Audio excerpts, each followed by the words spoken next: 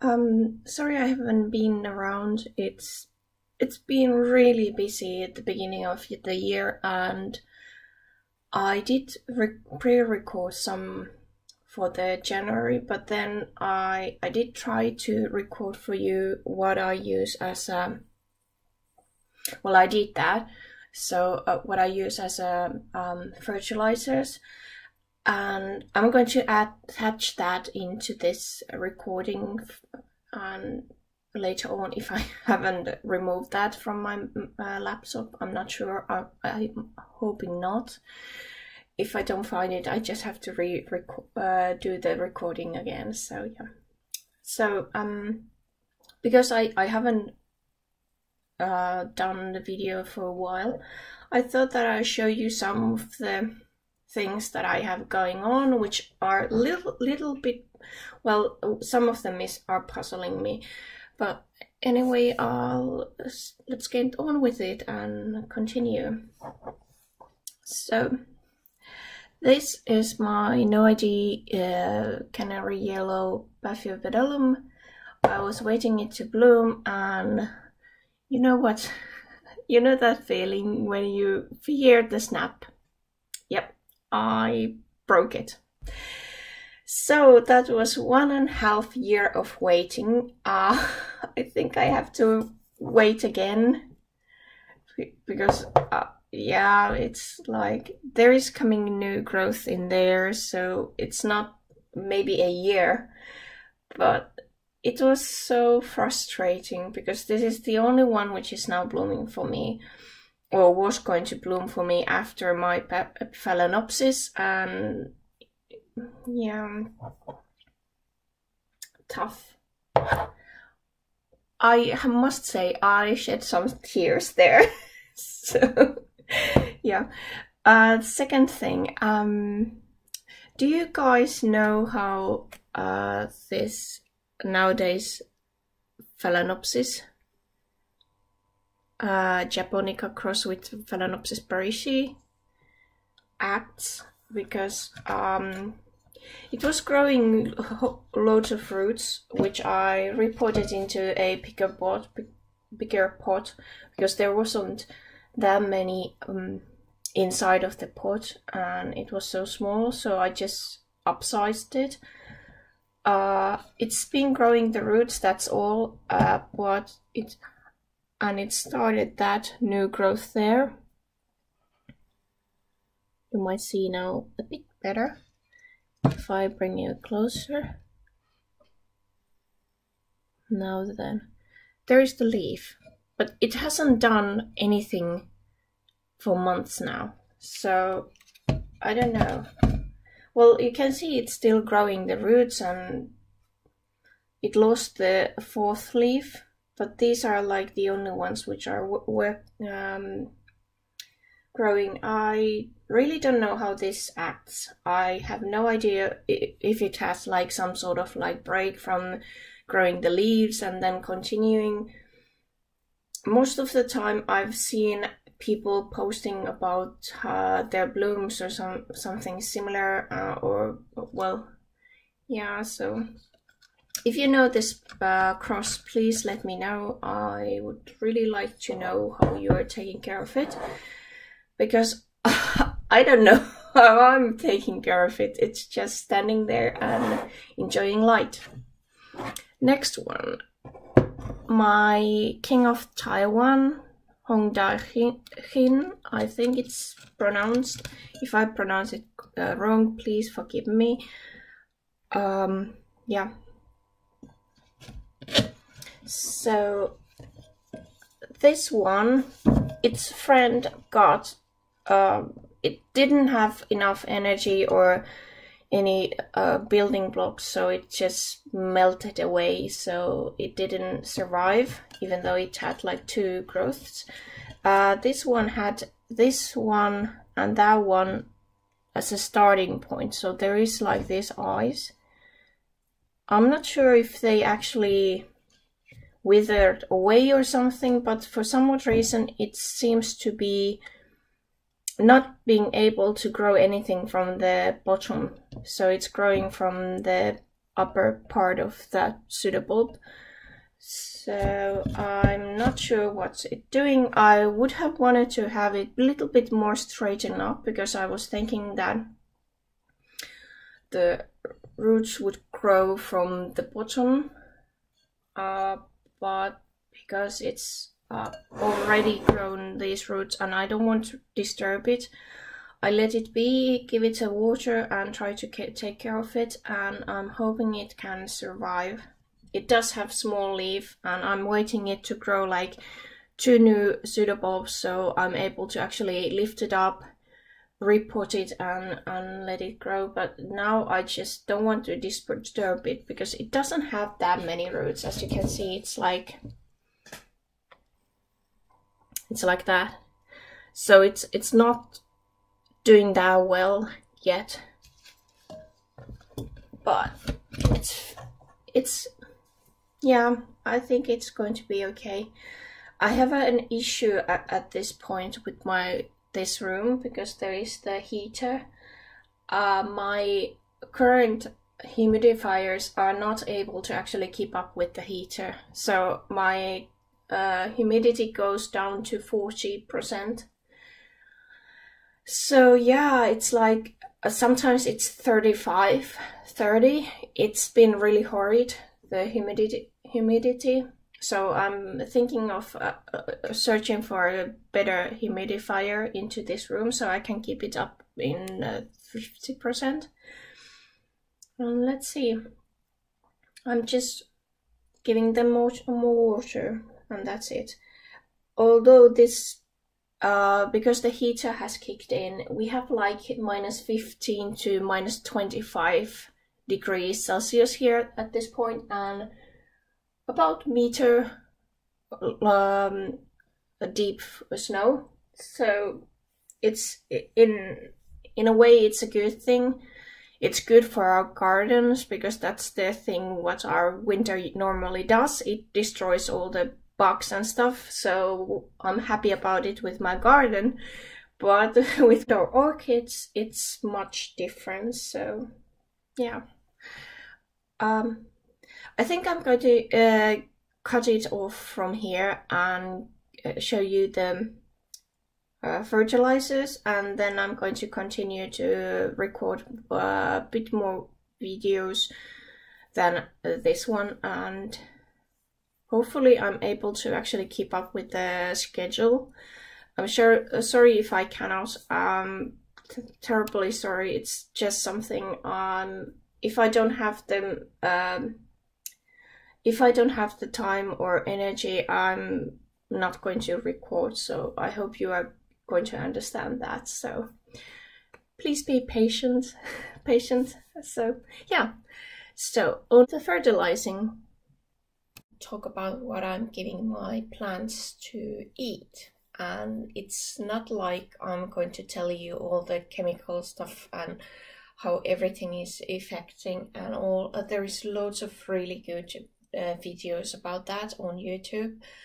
I don't claim to know that much. I'm just learning from the others. But these are the type of fertilizers which I get in Finland. So I'm not sure where you are settled in. That's like you probably have something equal to that. So this is actually the actual food which I'm giving, and it's made by Biolan. So this is called Rain Mix. So it's based on the Rain Mix food. Oh, it's a fertilizer, sorry. I need my coffee. And yeah, so there's all the ingredients. NPK, so you all know that. So the N in Rain Mix apparently is 11.8, and P in Rain Mix is 2.7. So this is 1.3. So it's a little bit lower with that, and higher in N. The K this has 12.5%, and yeah, rain mix seems to be 13.7. And calcium, that I remember. So calcium, it seems to be 11.8 on the original rain mix, and this one has 7.7. And magnesium rain mix has 3.5, and this one is only 1.8. Yeah, and then it has all these micronutrients. So as you can see, it's not quite the same as rain mix, but it is from based on that. So it's yeah, that's what I have been giving to my plants. So if you are interested in that one, the thing is, I think only our Orchid Society is currently selling this. So if you want to buy it, you have to actually contact our society, the Finnish Orchid Society, and we can provide it. So I haven't seen this powder form in any shops, so it's only with us. And just a second, I'll open this. I opened it for a while, so it's a pink one, and it gets really easily clogged. Oh, well, yeah, it just sucks moisture really fast, so I have to close this.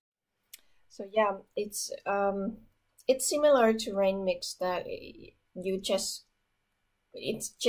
takes all the moist from the air if it can get. So that's why I have it in drier environment.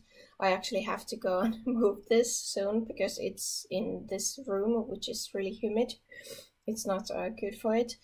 And then sometimes I'll give Calmac agent. It's actually for pH up, I think, normally used, but it's a Calmac, so I'm giving that. It's really strong, so when I'm giving this, I have to give less than the spoonful, because normally I give the spoonful of this fertilizer. It gives like 250 ppm, and then I'll put little dosage of this, and this is into 10 liter bucket, so it's not like into watering can, unless it's 10 liters, then you can do that. But I have like a bucket for the watering. Gosh, learn how to speak. Right, yeah. And then I'm using Epsom salts, and this is, I bought that a few years ago, and I still have this one with me. It was 800 grams, so it was big, and it's still big, so I'm still hanging on with that. I think Ed's Orchid, if you want to learn more about Epsom salts, he has really interesting talk about that. I highly recommend. He knows that also. And there was this Rick L.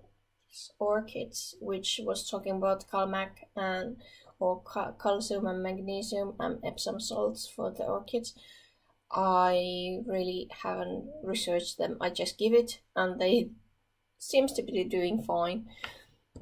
And then there is this alga mix, and it's cold. It's not like the seaweed which is in this Biobit alchemy. It's done, I think it was cold pressure or something similar. I'll drop somewhere the name, or you can Google it, this product, but it's said to be better because it has been used for the production has been different from the normal seaweed extract.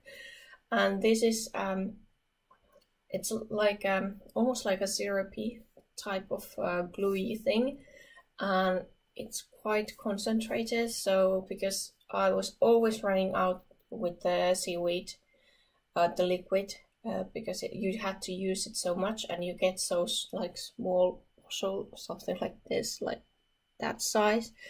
So I really needed something more, and this one was on one shop called Pavunvarsi in Finland, and they sell all these bio-based products, and I bought that from there, and I've been really happy with that. So these are the ingredients that my orchids are getting. I'm not sure if it's like affecting the growth and all this, so I would say that some orchids are doing better, some orchids are doing worse, and it depends. Most of my own oncidiums are suffering all the time. No kidding. But yeah, they are really easy to sulk, I would say.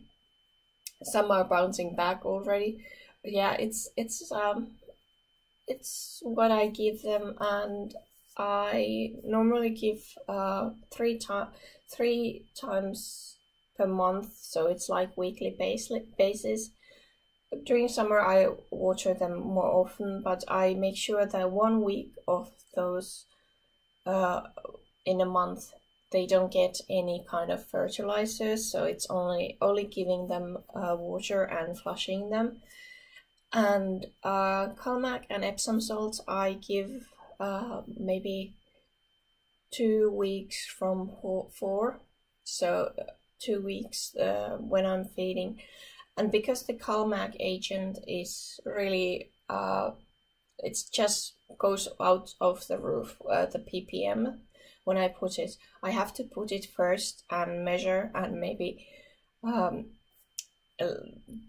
get it in less concentrated form, so that put some more water in it, and then I'm adding everything else. I might sometimes give at the same time the Calmac and Epsom, but I might give them separately at some points, and during the winter time I might only give like Epsom salts and the alga mic, which is that bio-based seaweed extract. But yeah, so these are all the things that I'm giving currently, and during the summertime I'm actually giving them chicken manure, so when they are out, so they get chicken manure, the orchids. I know it sounds funny, but yeah, it's especially cattleyas and dendrobiums, they are getting the chicken manure. So if you want to know something, oh yeah, that's what I do. That's what they do here in Finland anyway, so it's been old habit to give the orchids, especially the big eaters or big feeders, so they are getting that. And before winter I give them some drops of slow releasing fertilizer, which I mentioned before, that I'm not sure if I'm able to actually give them fertilizer every week.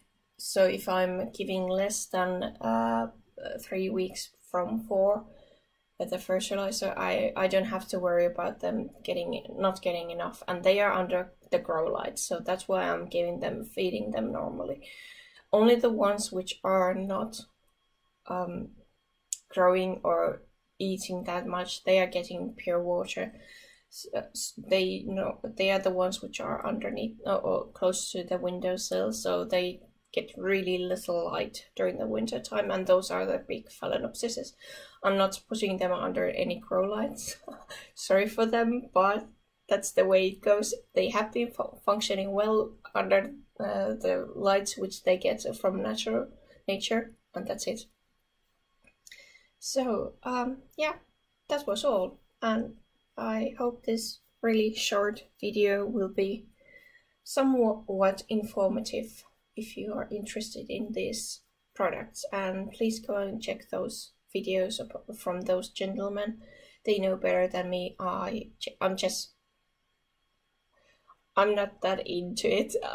Unless my orchids are really suffering, I'm not going to use the time to actually read about the chemical stuff, because I don't claim to know anything.